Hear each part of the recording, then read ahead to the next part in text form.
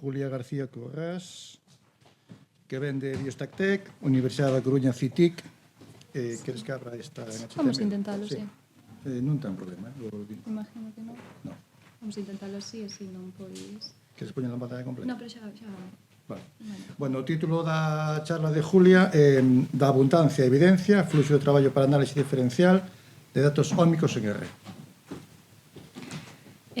Bueno, bons días a todas e a todos. Eu son Julia. E agora vamos volver un pouquiño á bioinformática e vamos a falar neste caso do análise de datos ómicos cuantitativos e como facelo en R. Perdón. Bueno, entón, primeiro vouvos a explicar un pouquiño que son os datos ómicos e tamén pois, cales son as ventaxas de utilizar R para analizar este tipo de datos. Bueno, que son as ómicas? Dende inicios deste século comenzaron a desenvolverse e a mellorarse unha serie de tecnoloxías de secuenciación e de espectrometría de masas que permitiron analizar as distintas moléculas biolóxicas no seu conxunto.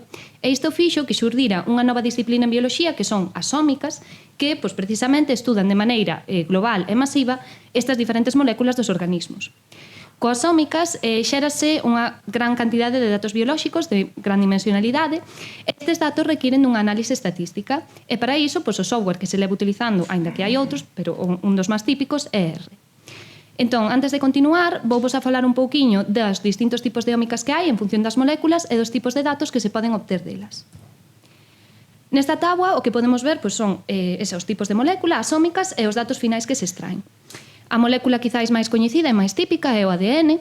O ADN, o estudo do ADN no seu conxunto, pois, denomínase xenómica. Xa nos falaron na primeira charla, xa nos falou Carlos un poquinho de estudos de xenómica. E, bueno, os datos que se poden obter cando estudamos o ADN no seu conxunto nunha célula, tecido ou organismo son secuencias de nucleótidos ou pares de bases, que son os componentes individuais que forman a cadea do ADN. E esta información, pois, digamos que é un pouco cualitativa, porque temos esta información pois, para un individuo, podemos la ter para outro individuo, podemos comparar, podemos falar de xenómica de xenética de poboacións, pero aquí non cuantificamos. A molécula de ADN, pois, por trozos pode abrirse e eses fragmentos poden copiarse, dando lugar ao ARN. Cando analizamos o ARN no seu conxunto, entón estamos a falar da transcriptómica. Na transcriptómica, ao igual que na xenómica, tamén podemos analizar esas cadeas de nucleótidos que forman a molécula de ARN en sí e ter esta información cualitativa que podemos comparar entre organismos, pero ademais, como temos para unha rexión do ADN fanse moitas copias de ARN, tamén podemos estudiar a nivel cuantitativo cantas copias de ARN se fan dun determinado xen nunha determinada rexión. Algo similar pasa coas proteínas. Cando se estudan as proteínas no seu conxunto, falamos entón de proteómica. En este caso, tamén podemos estudar as secuencias de aminoácidos que forman a proteína en sí e comparar esta variabilidade, estes datos máis cualitativos entre organismos, pero tamén podemos estudar as cantidades dunha proteína concreta nunha célula, tecido ou organismo. Entón, temos aquí datos cuantitativos. Existen moitas outras ómicas, neste caso, pois, poñemos algúns outros exemplos, como betabolómica, lipidómica, glicómica. En este caso, pois, tamén os datos que se obteñen destas son maioritariamente cuantitativos. Para cada metabolito, lípido, glúcido, cuantifícase pois, a súa cantidade en célula, organismo ou tecido. Estes datos, nesta presentación eu vos a falar destes datos cuantitativos, de un fluxo de traballo máis ou menos estándar que sirve para calquer tipo destas ómicas e para analizar estes datos cuantitativos. Entón, estes datos cuantitativos utilízase R para analizalos. E cales son as ventaxas do uso de R nesta análise?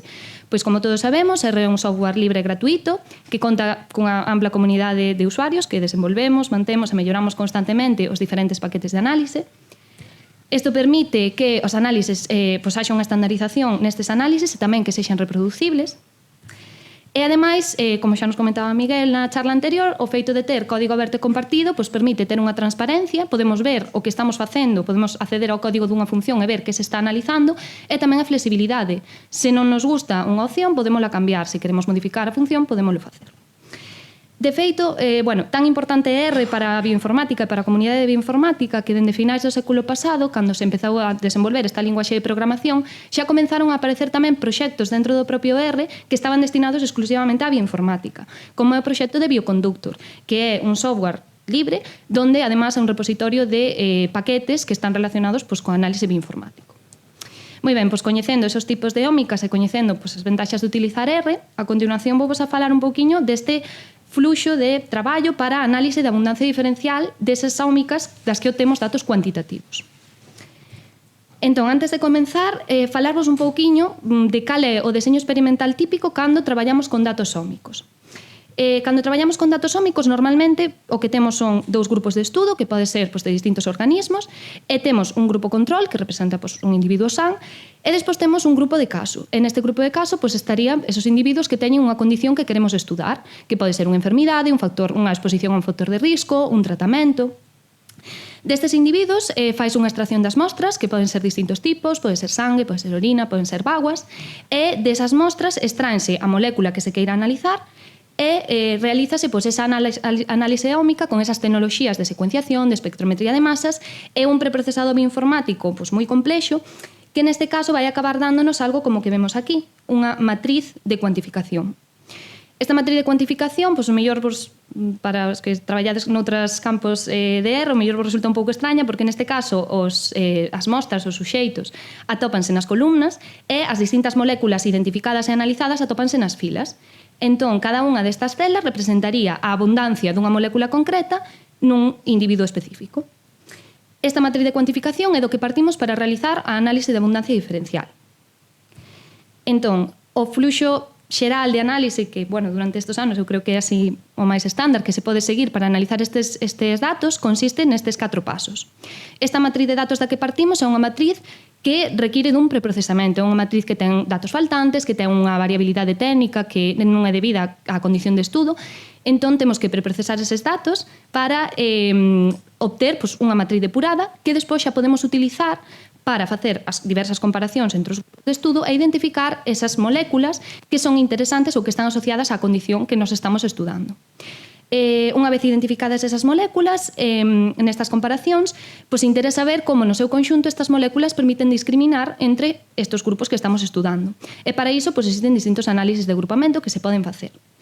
E, finalmente, a nivel de xerar evidencias biolóxicas, cando temos a información de todas esas moléculas, para quedarnos un pouquiño máis con as rutas biolóxicas, as funcións coas que están involucradas, realízase un paso de análise funcional que nos vai dar precisamente esta información, que funcións están asociadas a esa condición que estamos a estudar.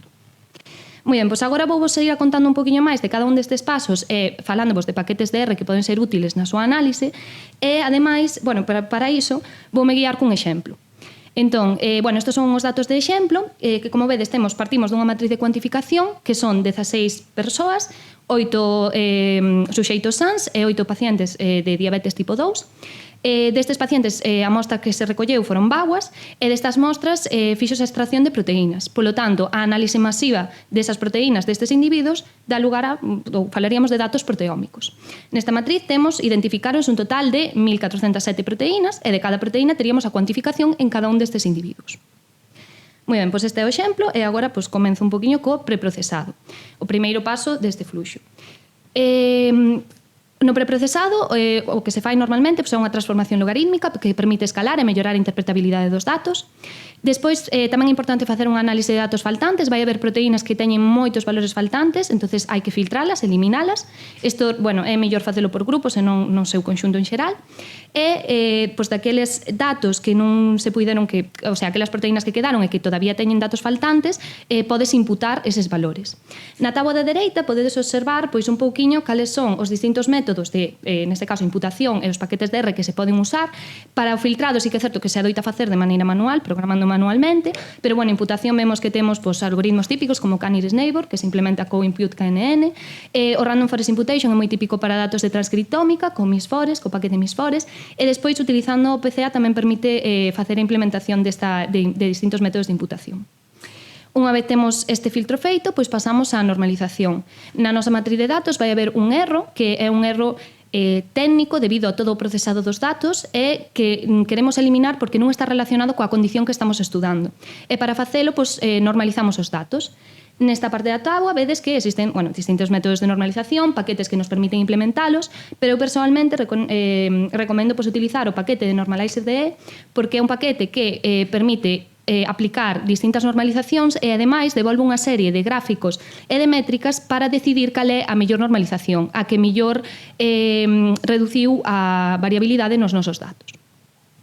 Unha vez temos a matriz depurada, entonces no noso exemplo vemos nesta imaxe de aquí pois que nos datos do exemplo había unha gran cantidade de valores faltantes nas proteínas, entonces unha vez se filtra, pois quedámonos con 291 proteínas das 1407 totais, e ademais nestes gráficos podemos observar que antes de normalizar, nestes box plots o que podedes ver é a distribución da cantidade das proteínas en cada unha das mostras.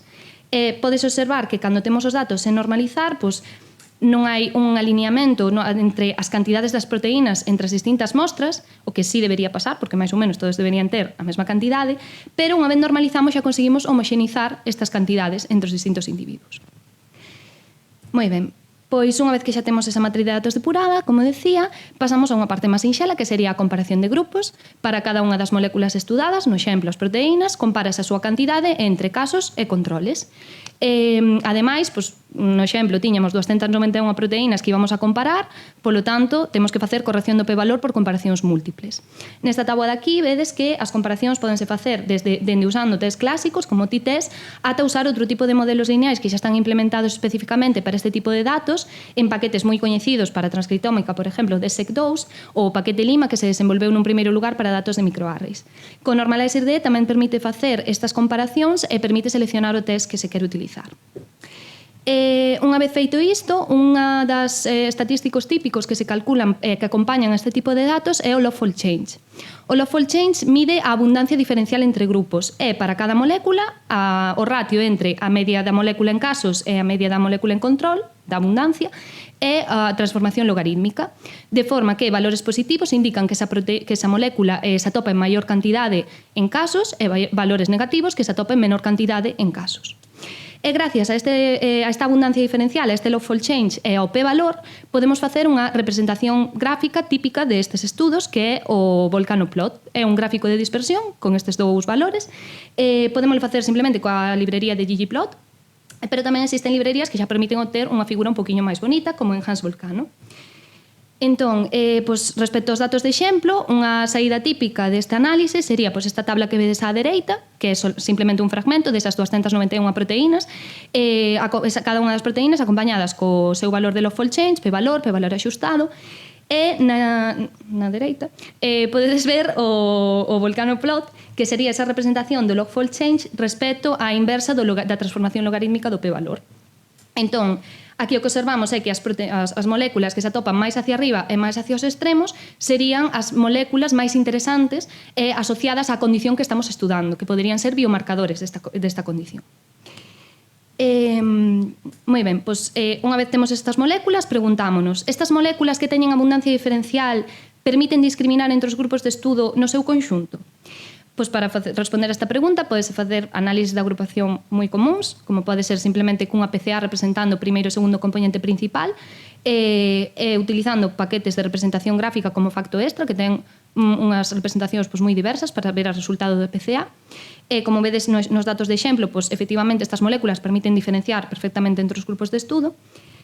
E despois, isto sabía que iba a pasar, e despois temos o clustering xerárquico, que neste caso podes estimar con funcións normais do paquete stat de toda a vida, e a súa representación faise con heatmaps e dendogramas, que, os heatmaps permiten ver os niveles de abundancia e os dendogramas como se separan os grupos. Entón, neste caso, nos datos de exemplo tamén vemos unha separación con esas moléculas, conseguimos unha separación perfecta entre os diabéticos e os controis, é dicir, son moléculas que están asociadas á condición de estudo. Finalmente, o que vos comentaba, está moi ben ter a información destas moléculas, pero queremos saber un pouquiño a que funcións están relacionadas, un pouquiño máis a nivel global. Entón, para iso existe a análise funcional. A análise funcional permite ver que funcións están asociadas a estas moléculas e decimos que estas funcións estarían sobre-representadas nos datos. Para facela, partimos dunha base de datos de termos funcionais, é unha base de datos onde se relaciona a función e a molécula, e a lista de moléculas obtida nas comparacións con moléculas significativas e non significativas. Entón, para cada unha das funcións desa base de termos funcionais, faríamos unha tabla deste estilo, é dicir, recontaríamos as moléculas significativas que están relacionadas coa función e as que non están relacionadas. É o mesmo para as non significativas. E para saber se realmente hai unha asociación entre esas proteínas e esa función, esas proteínas significativas, pois faríamos un contraste típico como un chi cuadrado de Pearson ou un test hiperxeométrico que tamén se utiliza moito. Os paquetes de R que se poden usar para implementar este tipo de análisis, o Cluster Profiler coa función EnrichGo permite realizar este análisis. Hai que ter en conta tamén que hai diferencias entre a nomenclatura das moléculas entre bases de datos, entonces para gestionar un pouquiño isto hai paquetes de anotación, como este de aquí, que está tamén moi ben, e despois as representacións gráficas deste tipo de resultados fanse, unha boa librería para facer isto é a EnrichPlot.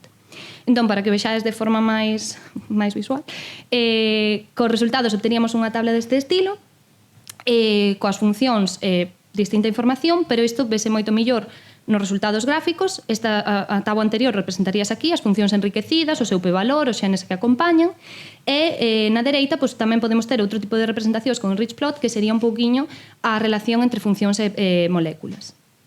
E, unha vez que vos expliquei todo isto, unhas pequenas conclusións finais para rematar con esta charla. Primeiro de todo, que con este fluxo de traballo estándar pódese obter a partir de datos ómicos de abundancia tanto biomarcadores candidatos como funcións biolóxicas chave relacionadas cunha determinada condición. Ademais, este fluxo de traballo é extensible e personalizable, pódese modificar de forma moi sinxela.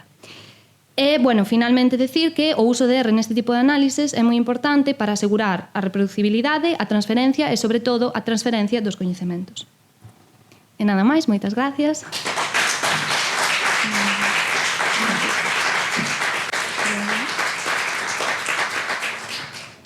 Grazas, Julia. Alguna pregunta?